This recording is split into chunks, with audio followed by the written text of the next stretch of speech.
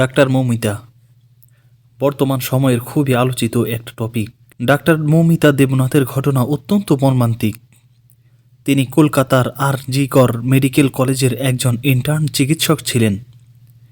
গত 9 আগস্ট সকালে তার অর্ধনগ্ন লাশ হাসপাতালের সেমিনার হল থেকে উদ্ধার করা হয়।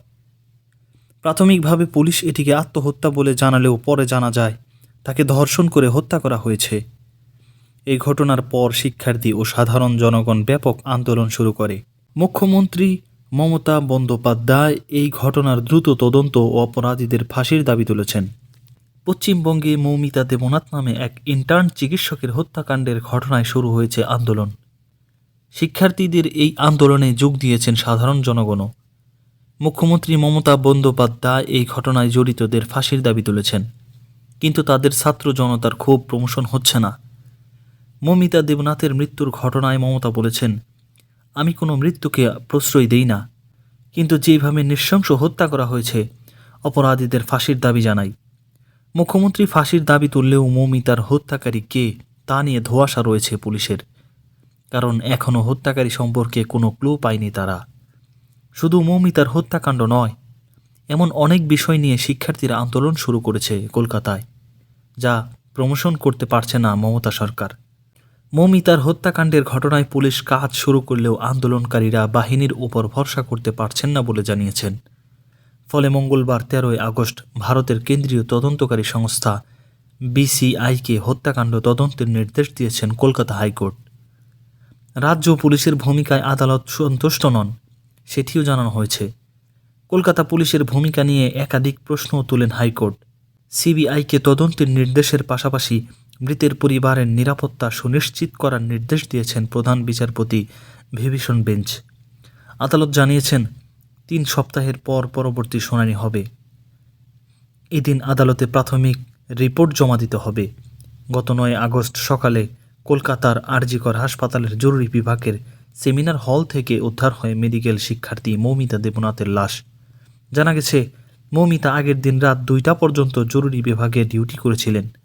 এরপর কর্মরত 2 জুনিয়র চিকিৎসকের সাথে রাতের খাওয়া শেষ করে পড়াশোনার জন্য সেমিনার হলে চলে যান তিনি।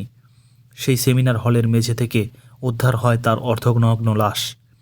এই খবর ছড়িয়ে পড়তেই তুমুল উত্তেজনা ছড়িয়ে পড়ে হাসপাতালে। অন্যান্য হাসপাতালগুলোতেও এই খবর ছড়িয়ে পড়ে। জানা গেছে, মৌমিতার মৃত্যুর ঘটনাটি প্রথমে আত্মহত্যা বলে পরিবারকে জানায় পুলিশ। পরে চাপের মুখে পুলিশ স্বীকার করেছে মৌমিতাকে ধর্ষণ করে খুন করা হয়েছিল, তাকে নৃশংস অত্যাচারও করা হয়েছিল। মৌমিতা উত্তর 24 পরগনার সোদপুরের বাসিন্দা। তার মৃত্যুর ঘটনায় সঞ্জয় নামে পুলিশের এক নিচু স্তরের এক নিরাপত্তা কর্মীকে গ্রেপ্তার করা হয়েছে। আন্দোলনকারীদের দাবি, ঘটনায় জড়িত আছে আরও অনেকে। যারা আসল অপরাধী তাদের আড়ালে নিয়ে যেতে একজনকে গ্রেপ্তার দেখিয়েছে পুলিশ।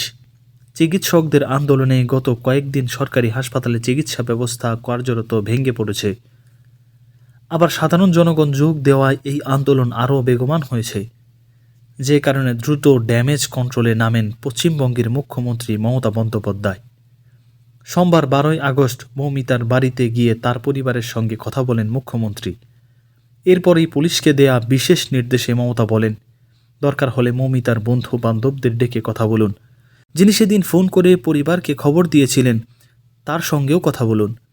কাউকে ছাড়া যাবে না, আমরা দ্রুত বিচার চাই, আমি ফাঁসির দাবি তুলছি। পুলিশকে আগামী রোববার পর্যন্ত সময় বেঁধে দিয়েছেন মমতা। তিনি বলেন, রোববারের মধ্যে এই তদন্ত শেষ করতে হবে। এইদিকে আন্দোলনকারীদের দাবি, এত বড় একটা নৃশংস ঘটনায় রোববার অবধি সময় কেন লাগবে? সিসিটিভি ফুটেজ তো সব কিছুই প্রমাণ করছে। রোববার হলে দেরি হয়ে যাবে, প্রমাণ লোপাট হয়ে যাবে। আমরা চাই পুলিশ দ্রুত বাকি অপরাধীদের গ্রেপ্তার করুক। মঙ্গলবার কলকাতা হাইকোর্টের প্রধান বিচারপতি টি.এস. শিবগানমের বেঞ্চ মামলার সমস্ত নথি খতিয়ে দেখে ভারতের কেন্দ্রীয় সংস্থার সিবিআইকে দায়িত্ব দেন মামলা তদন্তের। শুধু তাই নয়, ঘটনার সমস্ত সিসিটিভি ফুটেজ সংগ্রহ করেছিল পুলিশ, তাও সিবিআইয়ের হাতে তুলে দিবেন বলেছেন বিচারক। মৌমিতার পরিবারের আইনজীবী ও বাম নেতা বিকাশ রঞ্জন ভট্টাচার্য জানিয়েছেন, মৃত্যুর পরে পরিবারকে ফোন করে প্রথমে বলা হয় আপনাদের মেয়ে অসুস্থ, তারপরে আবার ফোন করে বলা হয় আপনাদের মেয়ে আত্মহত্যা করেছেন। পরে পুলিশ স্বীকার করে বলেছে আত্মহত্যা নয়, তাকে নৃশংসভাবে হত্যা করা হয়েছে। কে বা কারা এতে জড়িত, ফোনে আমাদের কাছে সমস্ত নথি আছে। দেখুন বন্ধুরা, এটা এমনই একটা দেশ বা এমনই একটা জাতি যেখানে একটা মানুষ নৃশংসভাবে হত্যা করা হয় এবং তাকে ধর্ষণ করা হয়, কিন্তু তার বিচার করার জন্য পুলিশ তৎপরতা দেখায় না। পুলিশ শুধু আশ্বাস দেয়, এই করছি, এই হবে। ভাই, আপনারা করবেনটা কবে? যেই মানুষটা গতকাল পর্যন্ত সুস্থ স্বাভাবিক ছিল, সেই মানুষটাকে এক রাতের মধ্যে নৃশংসভাবে টর্চার করে, অত্যাচার করে, ধর্ষণ করে হত্যা করা হয়েছে। এর বিচার কবে হবে?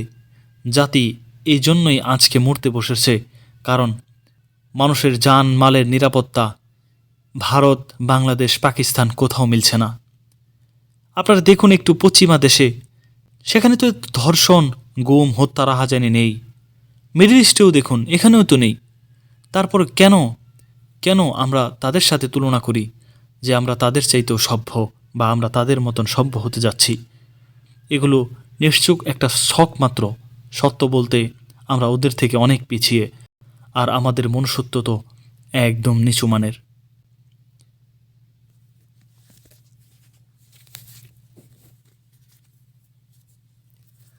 জানি না এরকম আরও কত ডাক্তার মৌমিতার মত, জানি না ডাক্তার মৌমিতার মতো জানি না ডাক্তার মৌমিতার মতো আরও কত নারী অন্যায়ভাবে এইরকমভাবে গুম হয়েছে, ধর্ষণ করেছে, অত্যাচার করেছে, তারপরে মানুষটাকে হত্যাই করেছে।